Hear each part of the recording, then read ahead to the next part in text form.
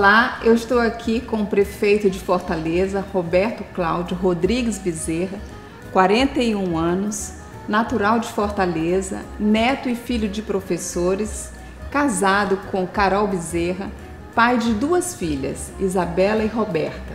Formado em Medicina pela Universidade Federal do Ceará, tem mestrado e doutorado pela Universidade de Arizona em Saúde Pública, nos Estados Unidos. Primeiro, agradeço a oportunidade de nos receber aqui nessa entrevista. Prefeito, senhor... Roberto, mais fácil. Por que você é tão novo, 41 anos, tão jovem? Prazer para mim, Márcia, uma honra poder participar do seu programa, conversar mais sobre a vida, sobre a cidade. Enfim, uma honra poder participar dessa entrevista consigo. Bom, Roberto, como foi que você definiu a carreira política? Em que momento que você definiu, tomou essa decisão por essa carreira? Márcia, às vezes eu me pergunto exatamente quando foi que deu o estalo, sabe? Quando é que surgiu a vocação ou o desejo. Eu sempre tive algum tipo de atividade política, mesmo que não partidária. Durante a faculdade, fui para alguns momentos líder de turma, tive envolvimento em algumas atividades. E mais na frente, eu acho que quando eu decidi fazer saúde pública, ali estivesse talvez o embrião de algum tipo de desejo de dar uma contribuição na vida pública. Creio eu, olhando para trás, que foi naquele momento em que eu fiz uma decisão profissional que me levou para a política. Aí quando voltei do mestrado e doutorado, voltei ao Brasil, e aí estava, obviamente, com a formação acadêmica mais sólida, com as coisas mais claras na cabeça. Aí foi quando que efetivamente surgiu a decisão de me candidatar, já em 2006.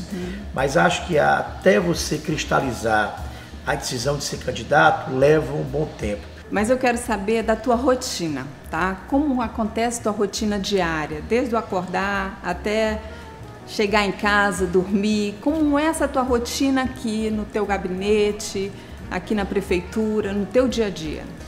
É muito dinâmica, assim, não tem uma estabilidade. Aqui a rotina é do imprevisível, né? Então, cada dia é um dia diferente. Normalmente, pelas manhãs, eu tenho uma atividade externa ao Paço Municipal. Então, via de regra, eu tenho alguma ordem de serviço, alguma inauguração, a visita a alguma obra ou algum equipamento público. Então, via de regra, pelas manhãs, eu tento disciplina para não estar aqui no Paço, para ter um contato externo com a cidade, com as pessoas, ouvir, ver.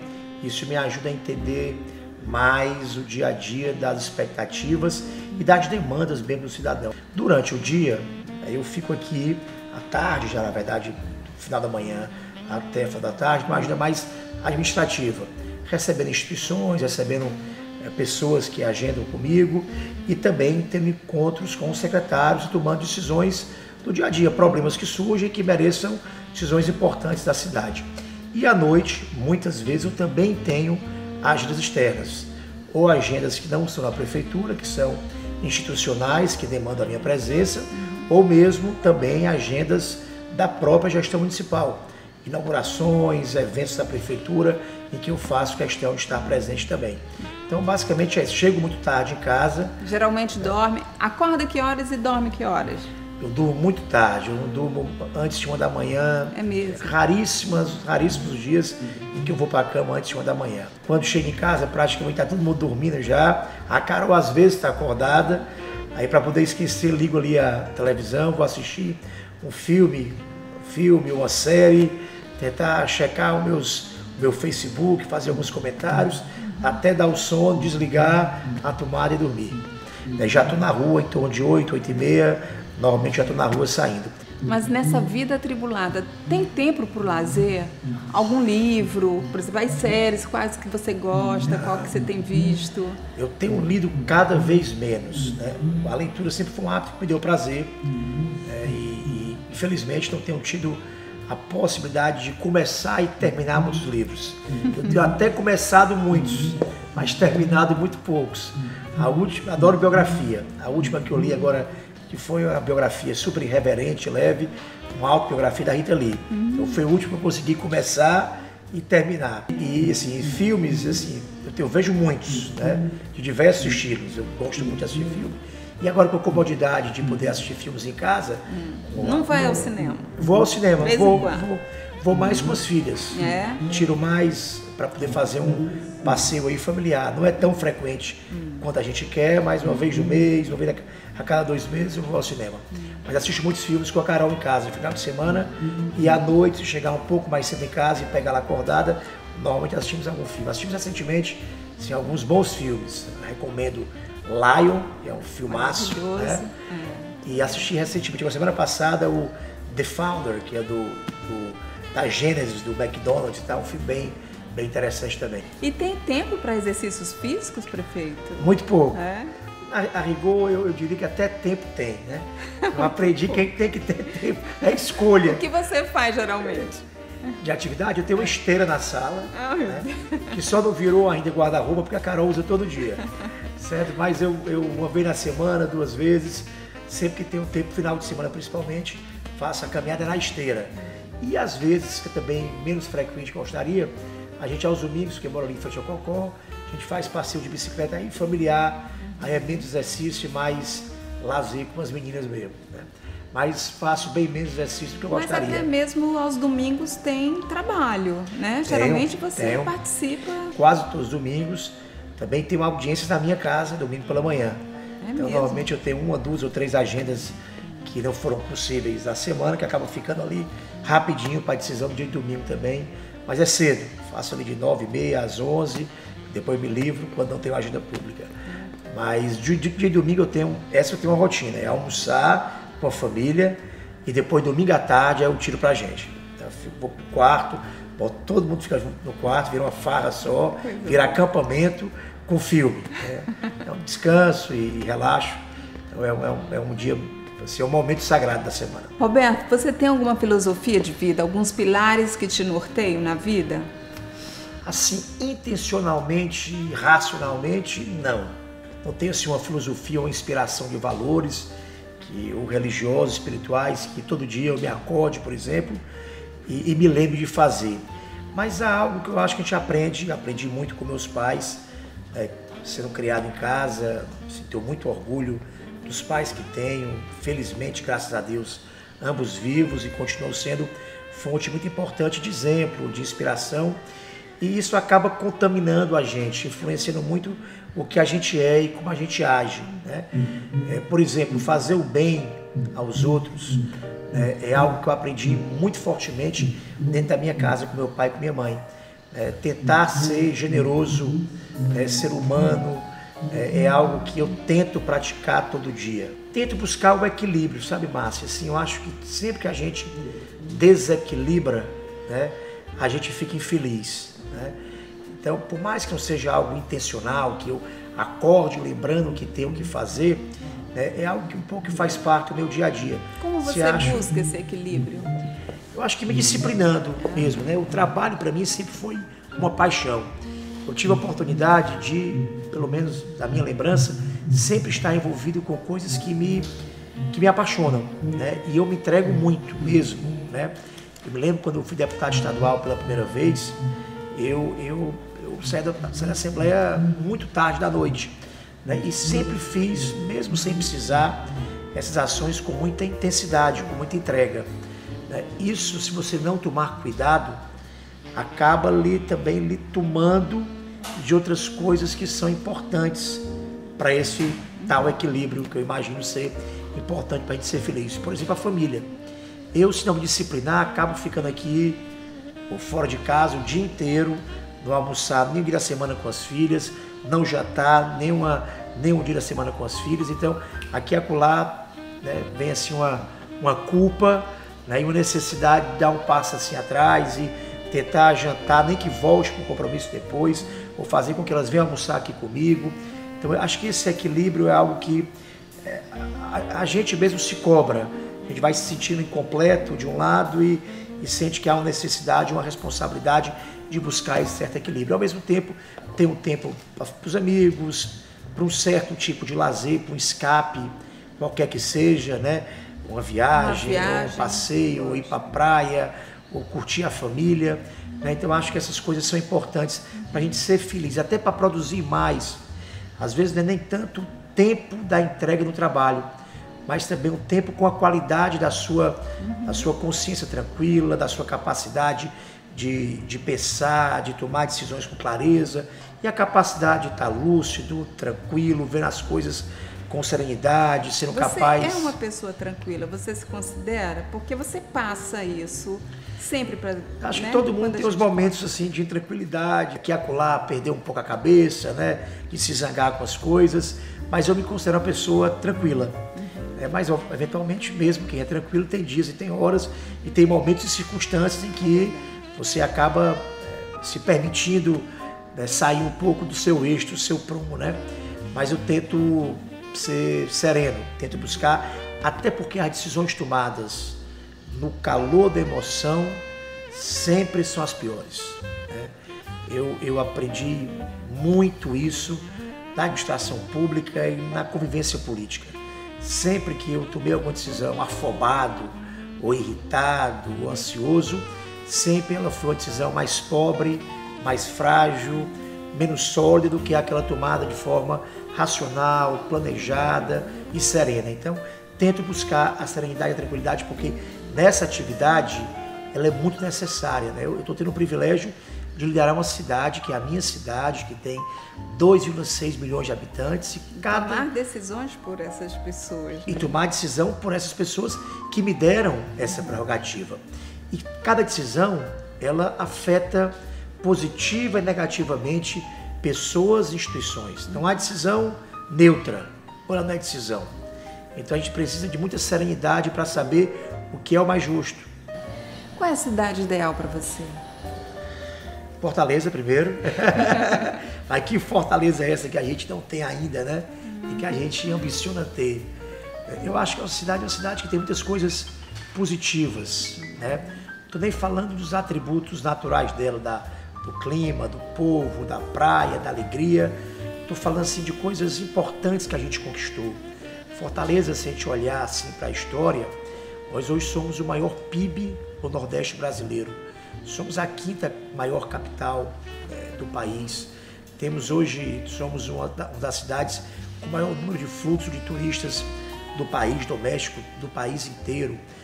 Temos hoje a capacidade produtiva em muitas áreas únicas, né, da nossa gente.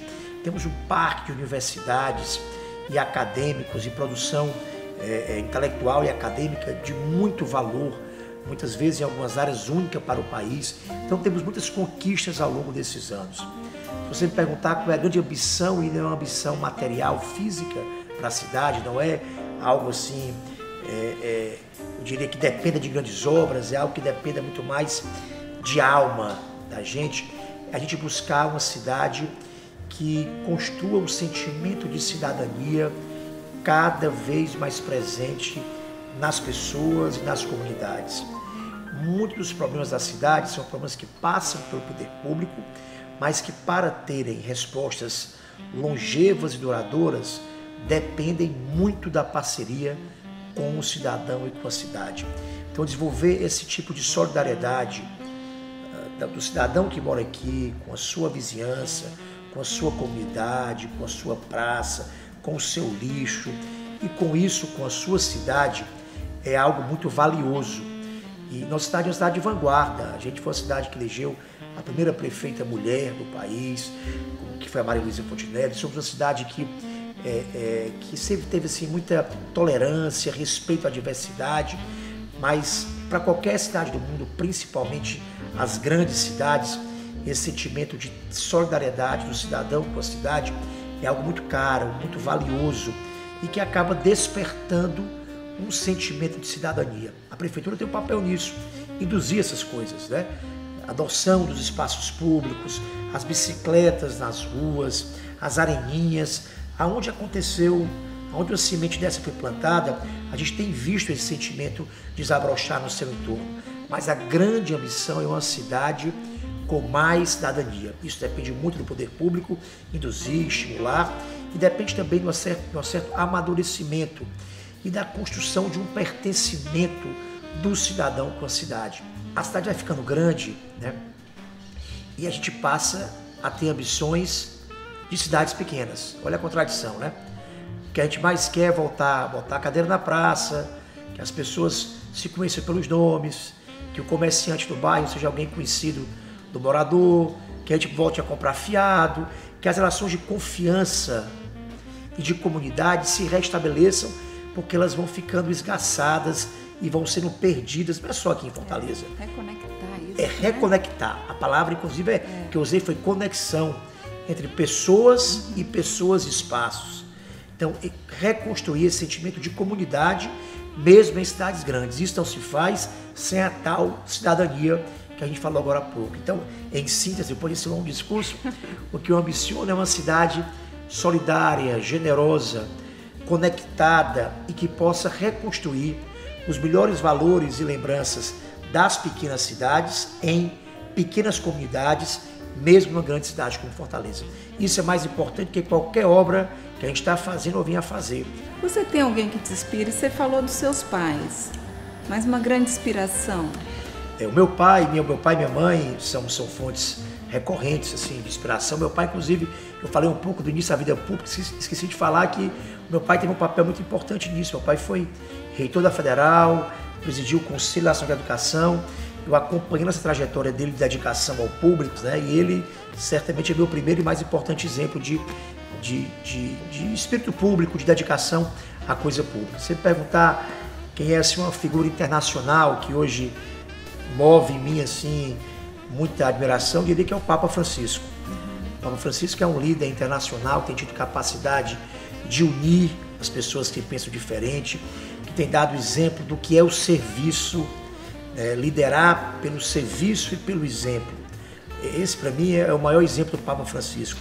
Alguém que está mudando a igreja, muito mais pelos seus gestos pessoais, pelo exemplo pessoal de vida, de desprendimento e de serviço pessoal.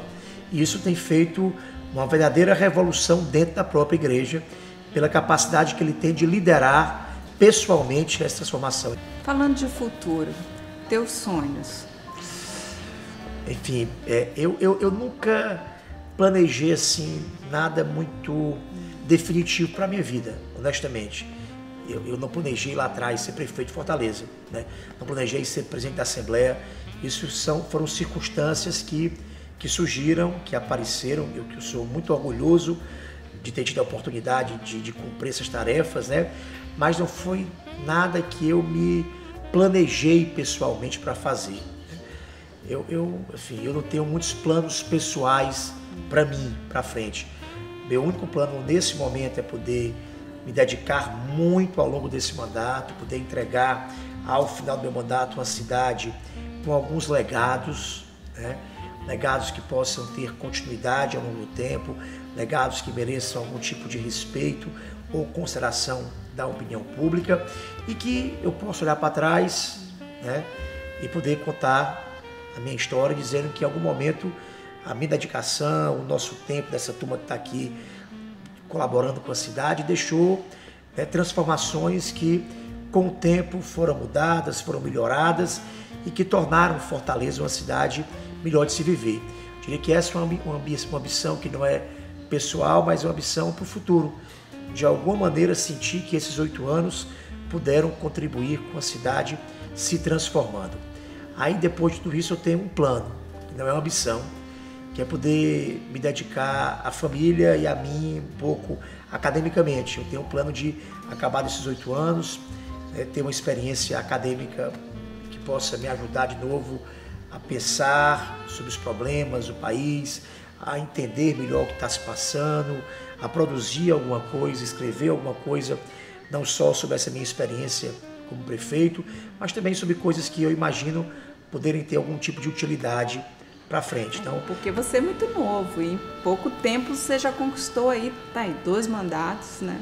Como prefeito, então tem que seguir, tem uma missão aí. Né? Essas missões eu acho que são missões que são eventuais, né? Eu tenho muito prazer de estar na política, a despeito do momento que o Brasil vive, que é um momento um pouco tóxico, porque há uma crise institucional que envolve a atividade política e que envolve principalmente diria, é um ciclo retroalimentador entre a má condução da atividade política com a má condução da economia, um alimentando o outro, né?